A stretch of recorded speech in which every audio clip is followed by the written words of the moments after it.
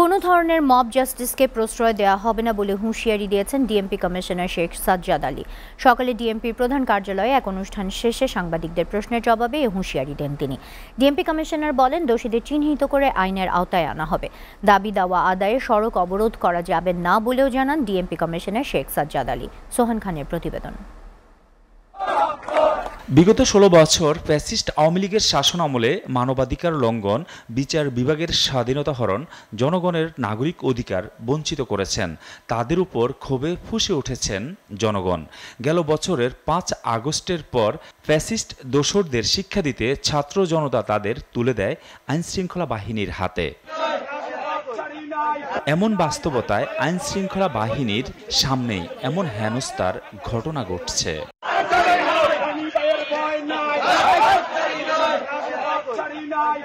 ডিএমপির প্রধান কার্যালয়ে জাইকা কারিগরি সহযোগিতায় ও ঢাকা মেট্রোপলিটন পুলিশ ডিএমপির ডিআরএসপি প্রজেক্টের অধীনে সড়ক নিরাপত্তা পোস্টার ও স্লোগান প্রতিযোগিতার পুরস্কার বিতরণ শেষে এই বিষয়ে কথা বলেন ডিএমপি কমিশনার।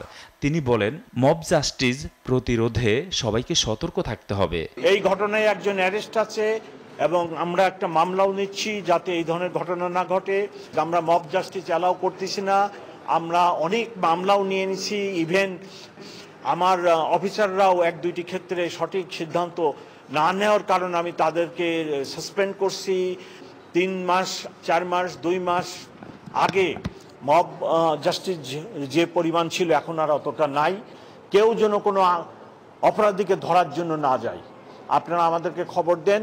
দাবি দাওয়া আদায়ে সড়ক অবরোধ করে নগরবাসীর ভোগান্তি করে আন্দোলন না করার আহ্বান জানান তিনি। আমি ঢাকাবাসীর কাছে, সকলের কাছে এই অনুরোধ রাখতে চাই, আপনারা রাস্তাকে দাবি আদায়ের স্থল বানাবেন না, জায়গা বানাবেন না। আপনারা আলোচনা করুন, তাদের সাথে টেবিলে বসে সমস্যার সমাধান করেন। রাস্তা সমস্যা বা দাবি আদায়ের কোনো স্থল হতে পারে না। যে কোনো অবৈধ দখল ও চাঁদাবাজদের বিরুদ্ধে কঠোর ব্যবস্থা নিতে পুলিশ বাহিনীর সদস্যদের নির্দেশ দেন শেখ সাজ্জাদ আলী। কোনো ঘটনা থাকলে আপনারা জানাবেন, আমি ব্যবস্থা নেব। সোহান খান, এসএটিভি, ঢাকা।